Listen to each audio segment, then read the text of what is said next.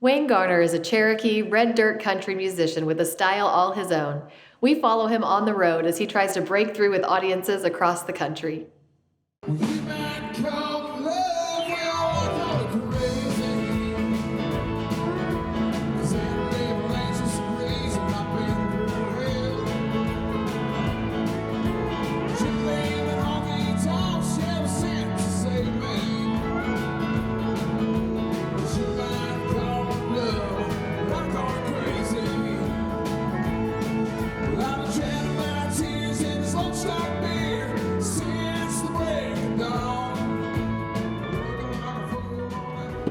Who's got the keys? Some nights were, 5 to 20 nights in a row in a bar. We tour out more than anything. So to be making money, you have to be on the road. Day to day, wake up, hit the road, load in, get everything set up, sound check, grab something to eat, hang out for a second, play the show, break down, load up, head to the next venue. My fans see me as a native artist. We exist, we're out there. There's not very many of us, and so when we do go play and there are tribal members, it's always good to have, that kind of support.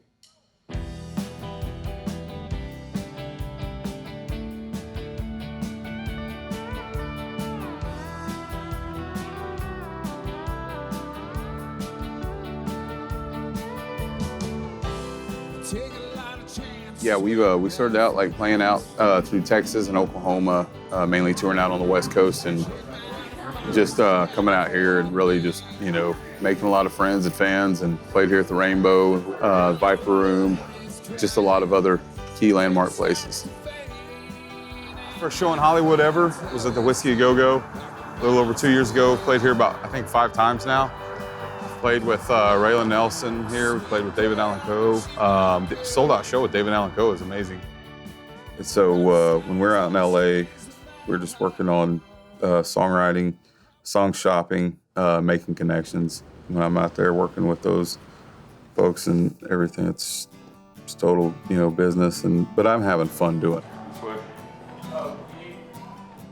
I'm not really a big singing about tractors and dirt roads and stuff guy. You look back at Johnny Cash and Waylon and Willie, and most of those songs weren't driving around in a tractor with, and your girlfriend, just kind of cheesy stuff. It was real life stuff. So that's kind of what, what I try and base or make my material around real life.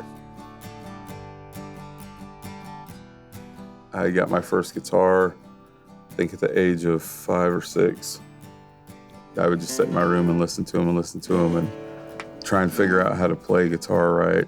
Never had any lessons or anything like that. I should have, but so I ended up picking up everything. There's this one song that I hardly play for anybody. I actually recorded it, but I based it upon one of my third great-grandfather coming across the Trail of Tears.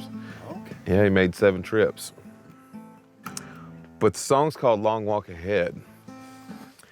And starts off, it's like, explain to me what sin is, and give us your disease, 'cause that sounds like freedom to me.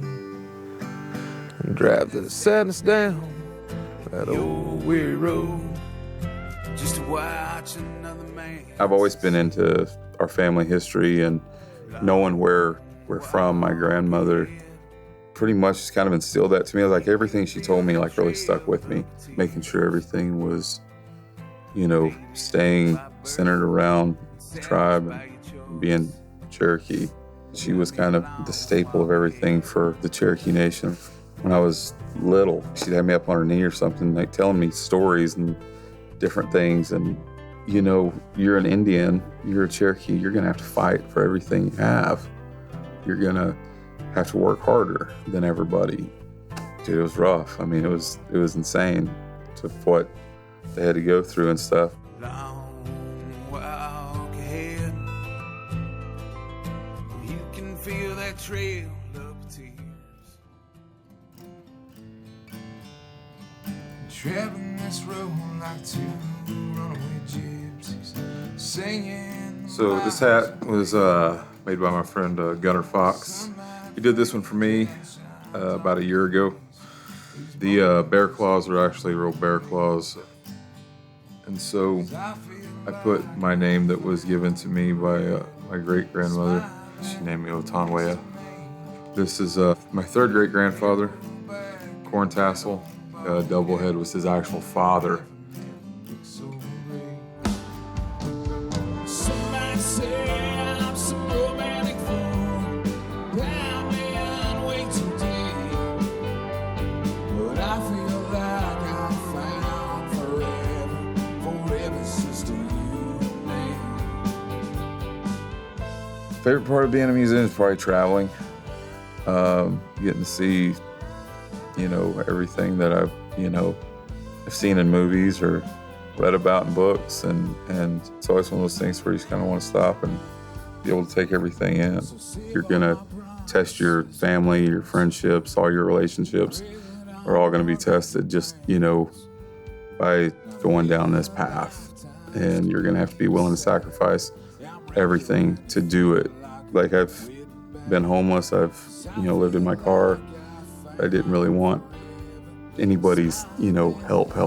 I just always stuck with it, and it always panned out. Very grateful and very fortunate to be where we're at right now, even if it's a lower level that's climbing. So, because that's ultimately why you're in it. Seems like everything, all the hard work's starting to pay off. 'Cause I feel like I found forever, yeah, forever's just in you.